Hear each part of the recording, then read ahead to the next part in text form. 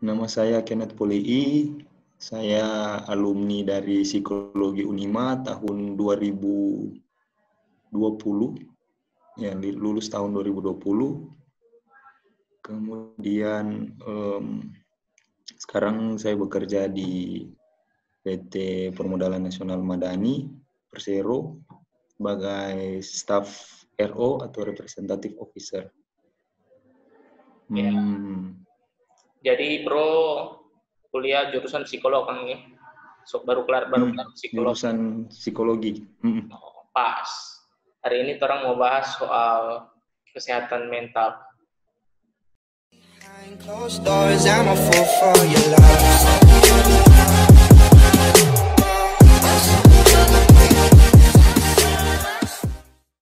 Menurut Kenneth, seberapa penting masyarakat diedukasi soal kesehatan mental?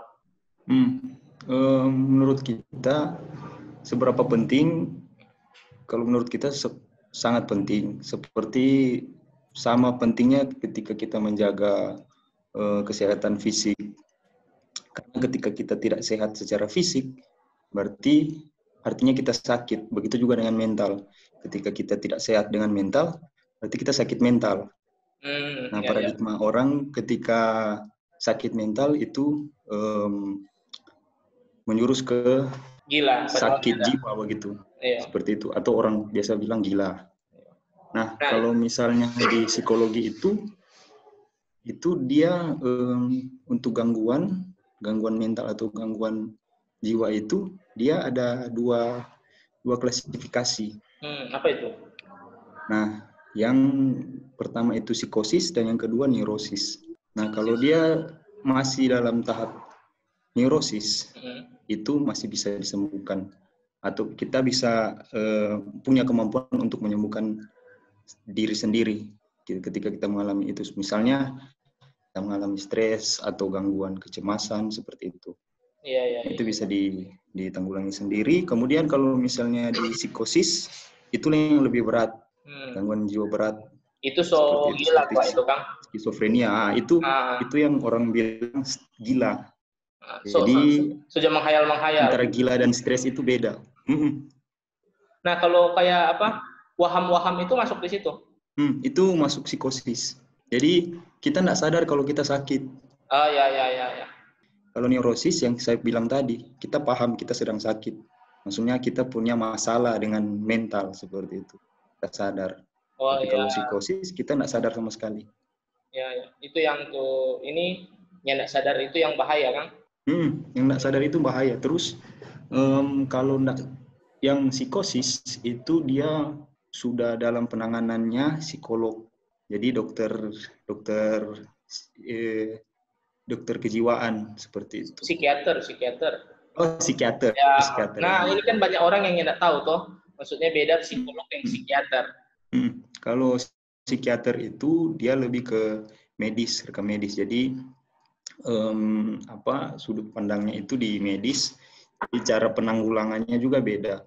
Kalau di psikiater itu dia menggunakan resep atau obat seperti itu. Oh, jadi maksudnya psikiater itu bisa memberikan obat.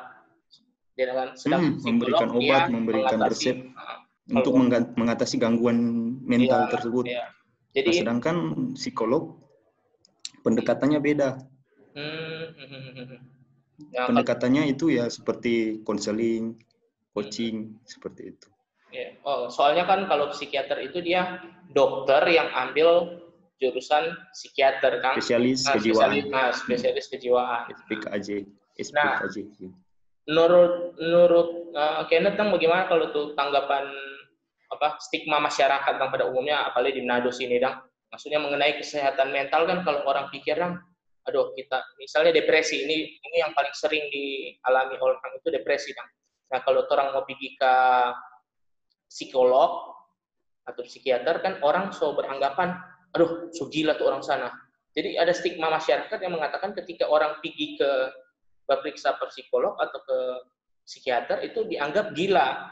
Padahal kan sebenarnya enggak toh. Nah, kalau menurut Kenneth bagaimana dengan stigma tersebut? Sebenarnya itu kalau menurut saya sebenarnya bukan stigma lagi. Maksudnya itu karena begini, bicara tentang psikologi di Indonesia ataupun khususnya di Manado itu masih tabu, seperti itu, menjadi hal tabu. Nah, sedangkan kalau misalnya kita bicara psikologi di luar Indonesia ataupun kita bicara di Korea Selatan atau di Amerika pun, itu hal yang lumrah seperti itu. Praktek-praktek psikiater atau psikolog itu hal yang lumrah. Kalau di Indonesia, apalagi di Manado, orang tahu psikologi itu hanya ketika ada tes seleksi masuk apa begitu. Oh ya, tes psikolog. Masuk kerja. Tes seleksi masuk apa. Kemudian ada lagi yang jadi label untuk anak psikologi atau mahasiswa psikologi itu adalah dukun modern. Jadi orang yang punya masalah itu tempat curhatnya di anak psikologi. Padahal tidak sesempit itu, ruang lingkup psikologi itu tidak sempit itu. Nah, itu yang membuat, kalau menurut saya, itu yang membuat psikologi, ketika orang mau datang ke psikolog atau psikiater itu dianggap bermasalah, itu yang menyebabkan, karena psikologi itu masih tabu di masyarakat kita, masih tabu. Nah, sebenarnya ketika kita mengalami gangguan, yang paling banyak itu gangguan stres misalnya tuh, paling banyak gangguan stres yang sering kita alami. Nah, stres itu bisa dibagi menjadi dua sebenarnya, stres mayor dan stres minor. Nah, stres mayor itu dia peristiwa yang terjadi ketika salah satu peristiwa yang terjadi yang menyebabkan kita susah lupa begitu. Yang selalu pas kita ingat, kita ini kan putus dengan dia, atau pokoknya mendalam seperti itu. Kalau misalnya stres minor itu yang sehari-hari kita alami, seperti misalnya macet, terjebak macet, itu langsung stresor langsung muncul, macetnya stresor. Nah, biasanya solusi untuk seperti itu yang kita sebut dengan strategi coping atau coping stress. Jadi di manage stresnya. Nah, coping stress itu dibagi menjadi dua juga. Yang pertama itu emosional problem fokus.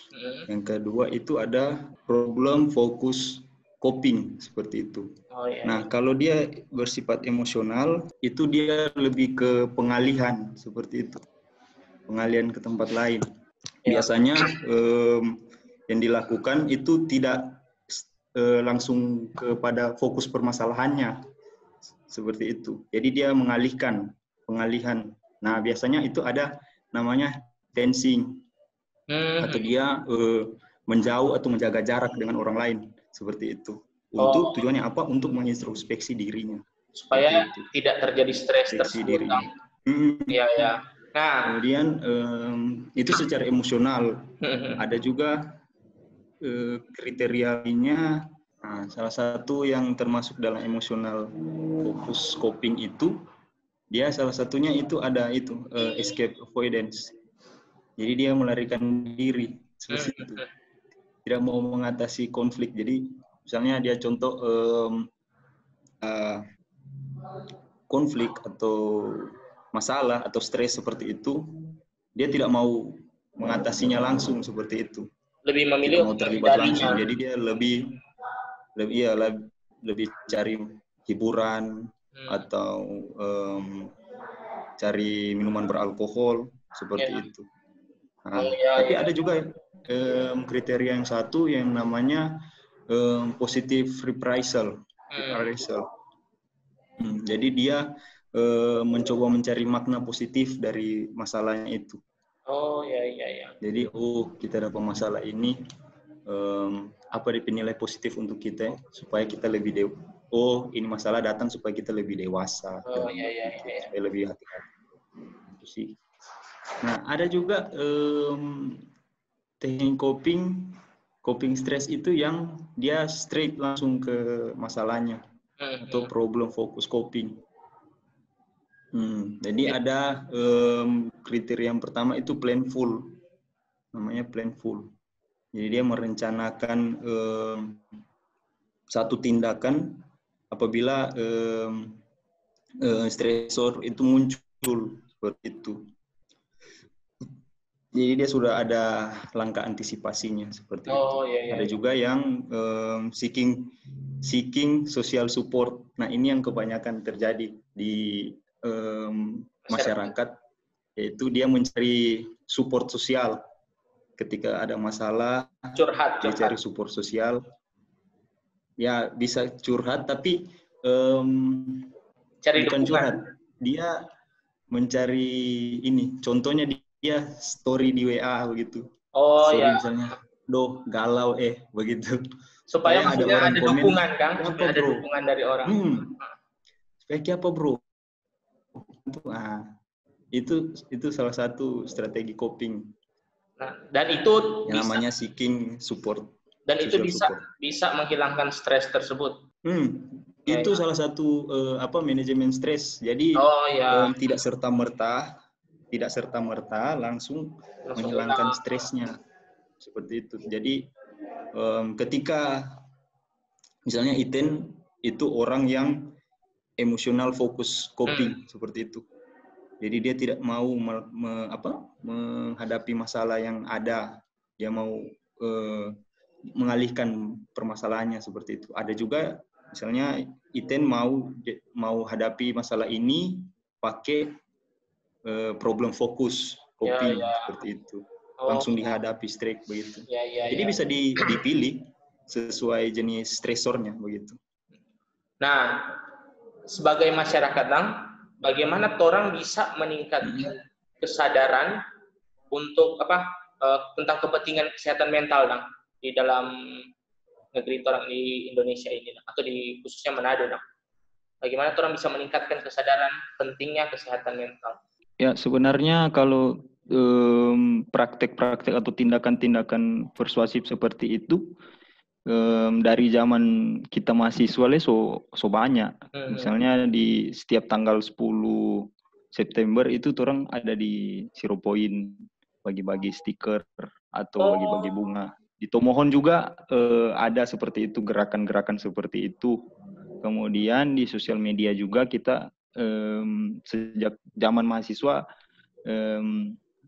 sering itu edukasi masyarakat, apakah itu mulai dari Ghost to School, misalnya kita buat seminar di sekolah atau di kampus lain, kemudian kita turun ke jalan, kemudian ada juga di sosial media seperti itu untuk membangkitkan kesadaran tentang ini kesehatan mental, karena ya kita nggak bisa tolak tentang ini karena ini berkaitan dengan diri kita sampai mati seperti itu.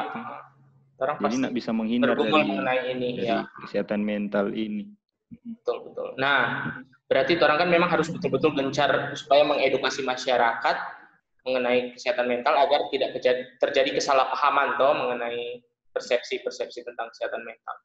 Nah, kita mau bahas sedikit soal depresi. Nah, kita udah cari data WHO per Januari 2020, sekitar 264 juta orang mengalami depresi, dan hampir 800.000 orang mati akibat bunuh diri setiap tahunnya.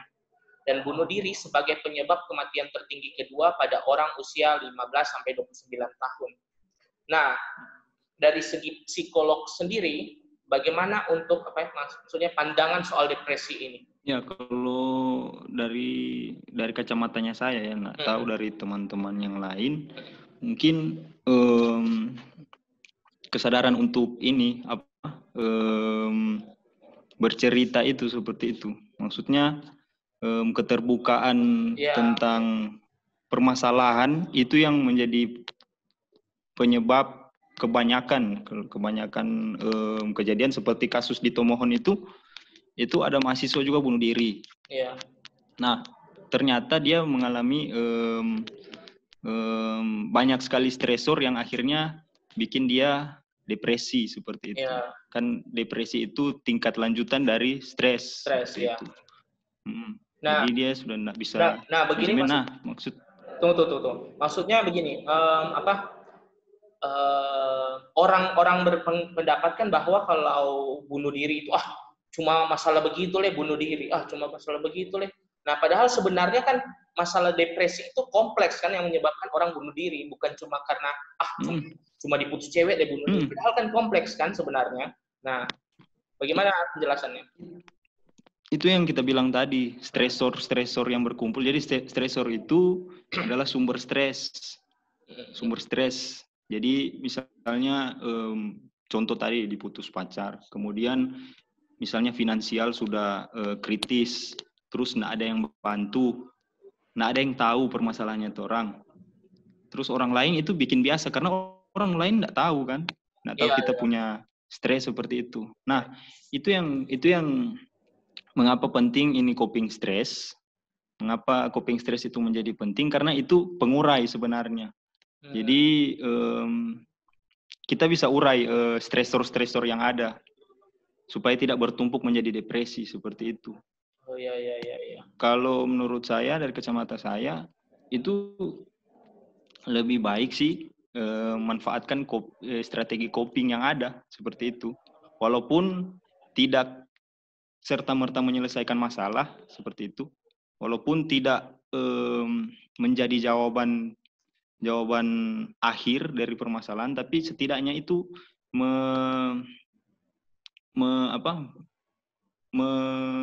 memutus mata rantai stresor itu satu persatu.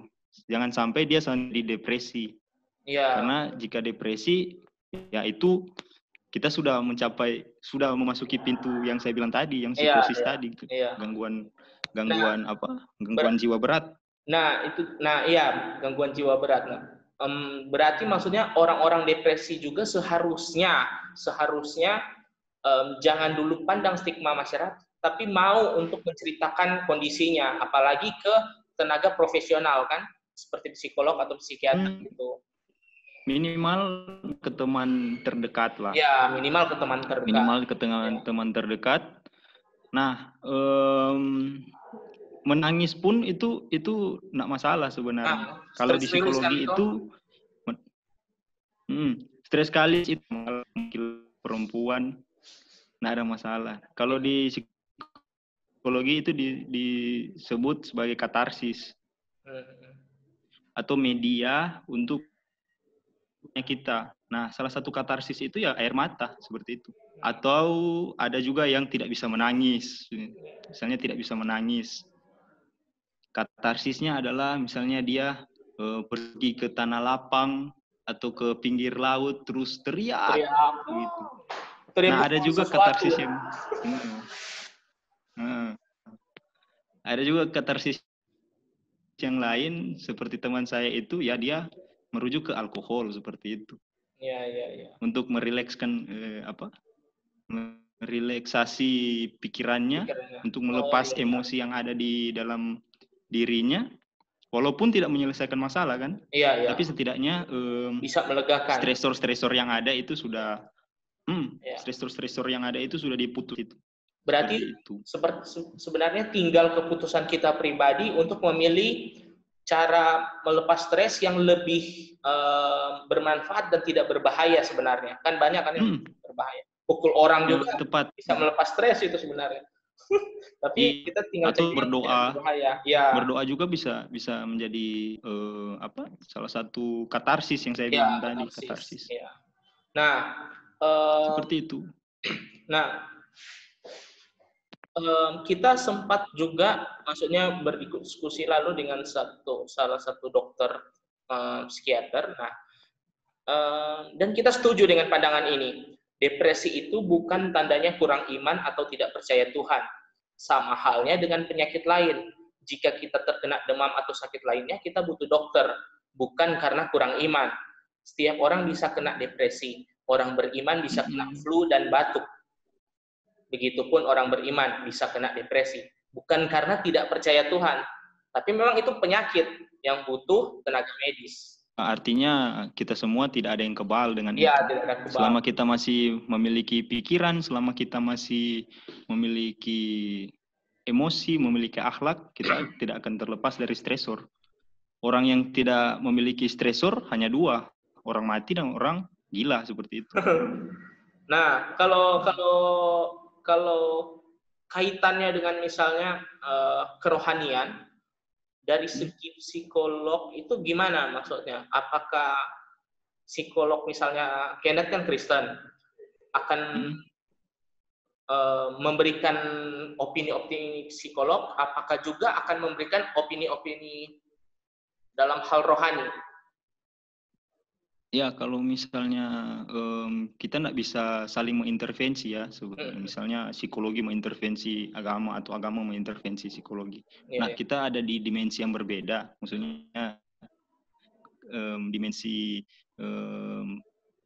ilmu dan ya spiritual seperti itu.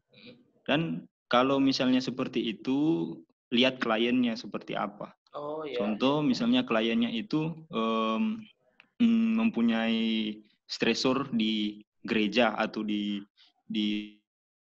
persekutuan, ya mungkin kita pakai pendekatan yang yang mengarahkan ke sana, maksudnya untuk mengarahkan ke ayo ngana berdoa lah begini. Enggak lah, maksudnya itu solusi terakhir saja. Jadi kita kalau misalnya pakai konseling, misalnya ada orang klien misalnya datang terus kita konseling, itu kita sebagai pendengar yang baik harus menjadi pendengar yang baik. Itu kita tidak bisa memberikan solusi yang setelah dengar terus ngapain solusi begini. Nggak bisa. Kita sebagai konselor sebenarnya tugas konselor itu adalah mencari potensi terbaik dari si klien. Jadi dia yang menyelesaikan permasalahannya sendiri. Kita yang mengarahkan bahwa ngana ada potensi di sini untuk menyelesaikan ini. Ngana ini misalnya daya tahannya kuat begitu untuk menghadapi masalah. Ngana ada potensi di sini. Jadi dia sendiri yang berpikir kita potensial untuk menyelesaikan masalah. Seperti itu. Jadi bukan berarti psikolog atau psikiater atau orang-orang yang ada di bidang ini punya solusi, punya solusi konkret seperti itu. Misalnya masalah finansial, kita nak punya uang, nggak mungkin kan seorang konselor atau psikiater, ini uang, ini ngapain solusi itu ini tuh nggak ada uang, ini tak kasih uang, solusi, bukan begitu. Maksudnya ya dikembangkan lah. Ngana dari ngana curhat tadi kita dengar ngana pernah jadi sales. Baru berhasil. Nah, coba ngana kembangkan ngana kemampuan sales atau kemampuan marketing. Ngana bikin usahanya. Seperti itu, bukan solusi konkret. Gitu. Kalau di Manado sendiri ini, apakah Kenneth pernah lihat atau pernah belajari bahwa banyaknya kasus-kasus kesehatan mental di Manado sendiri? Kalau untuk riset seperti itu, kalau riset mandiri sih, ya kita banyak sampai ada korban bunuh diri pun ada. Tapi itu bukan hasil riset ilmiah itu dari kacamata dari kacamata mahasiswa psikologi lah. Iya. Maksudnya ada orang yang bunuh diri, ada beberapa mahasiswa yang bunuh diri. Ternyata dia itu enggak ada teman curhat. Dia enggak cerita ke siapa-siapa dia ada masalah apa. Dia enggak cerita secara intens. Mungkin ada dia cerita temannya, tapi ya itu kesadarannya kita bahwa kesehatan mental itu penting masih kurang. Jadi temannya yang diceritakan menganggap sudah. Iya, biasa Date jotoran. Iya, betul. Sudah, mari jo tumpi pantai atau apa. Tanpa dia setidaknya dia dengarkan sampai temannya selesai bicara saja, itu sudah sebagai upaya pencegahan dini seperti itu. Jangan coba-coba menawarkan solusi yang sebenarnya kita tidak bisa kasih. Jadi orang yang bermasalah itu sebenarnya mereka bukan ingin diceramahi, tapi ingin didengarkan. Seperti itu. Apapun keluhannya ya Ngana cukup dengar itu sudah jadi sesuatu yang baik untuk dia seperti itu. Walaupun Ngana kita nggak ada solusi atau teman-teman nggak ada solusi untuk permasalahan itu, setidaknya kita cuma dengar saja dan kasih support yang sebisanya. Bukan berarti kita menggurui. Oh, Ngana salah ini. Oh, so salah kok dari awal Ngana begini. Nah, itu tambah pusing. Akhirnya bunuh diri begitu. Depresi, bunuh diri. Gitu. Kalau kasus-kasus anak muda kebanyakan di bagian apa ya dia? Percintaan itu. Maksudnya? Enggak, kalau kayak percintaan itu masalah-masalah percintaan, apakah itu masuk di kesehatan mental juga? Kasus-kasus anak muda. Iya, kalau misalnya itu dijadikan stresor, itu bisa mengganggu apa ya? Selama itu menjadi stresor itu ya mengganggu kesehatan mental. Ya, kan ada yang sampai begini, maksudnya ketika dia pacaran, maksudnya dia kayak attach sekali dan kepada DP cowok atau apa, meskipun tuh DP cowok pukul, DP cowok siksa atau apa, tetap maksudnya tuh cewek nggak mau kasih putus tuh cowok dan. Nah, apakah itu termasuk maksudnya? Jadi itu yang orang bilang resiliensi, daya tahan, ketahanan dia. Jadi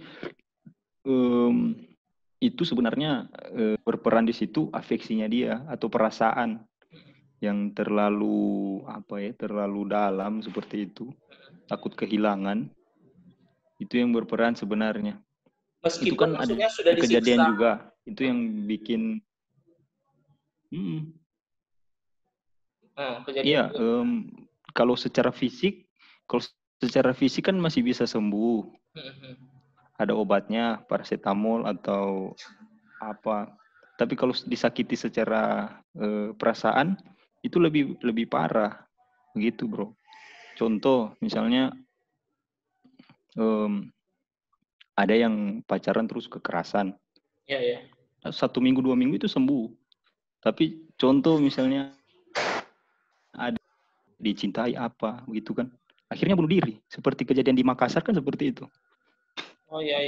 Jadi si korban si korban itu hanya menerima SMS dari tidak di read WhatsApp-nya atau chat-nya dengan mantan pacarnya, sampai dia bunuh diri seperti itu. Dia menulis pesan bahwa dia mau bunuh diri seperti itu. Dan kejadian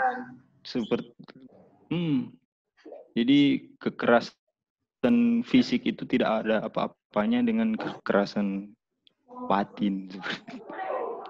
Ya, jadi maksudnya bisa sampai sebegitunya ya maksudnya. Maksudnya kayak maksudnya enggak berpikir logik dulu atau apa, berarti memang bisa sampai separah itu kan? Bisa sampai separah itu. Apa mungkin pesan-pesan Kenneth untuk soal kesehatan mental terutama di Manado ini untuk orang-orang yang mungkin belum mengerti atau apa? Ya, kalau menurut kita satu hal, kesehatan mental itu penting, tidak kalah penting dengan kesehatan fisik. Nah, kalau misalnya teman-teman sekalian itu mau cari tahu tentang kesehatan mental itu apa, banyak sekali jurnal yang membahas tentang itu, silakan dibaca. Siapa tahu ada hal-hal baru yang teman-teman temukan, kita bisa diskusi lebih banyak tentang hal itu. Kemudian sebisa mungkin ketika ada masalah atau ada stresor yang saya bilang tadi, stresor atau sumber masalah, itu kalau bisa dicari tahu strategi coping yang saya bilang tadi. Strategi coping mana yang paling cocok, mana yang paling tepat, dan mana yang paling nyaman untuk teman-teman. Strategi coping dicari saja. Kalau bisa kita semua sadar akan kesehatan mental agar kita tidak mempengaruhi orang lain untuk tidak tidak peduli dengan kesehatan mental. Kalau bisa kita kampanyekan tentang kesehatan mental agar tidak ada kejadian-kejadian seperti depresi terus bunuh diri atau menyakiti diri sendiri, garis-garis tangan apa, supaya itu tidak terjadi di kemudian hari. Itu sih. Nah, di psikologi Unima ada salam. Jadi salam bagi body, mind, spiritual. Seperti itu. Tiga hal yang paling penting terhadap mental. Jadi sebenarnya keterbukaan adalah awal pemulihan. Ya. Oke. Thank you ya Kenneth. Ada kontak lagi ini. Ya. Thank you Kenneth atas waktunya. Thank you. Nanti orang jumpa lagi di lain kesempatan dengan topik-topik yang lainnya. Oke, dadah. Behind closed doors, I'm a fool for your love.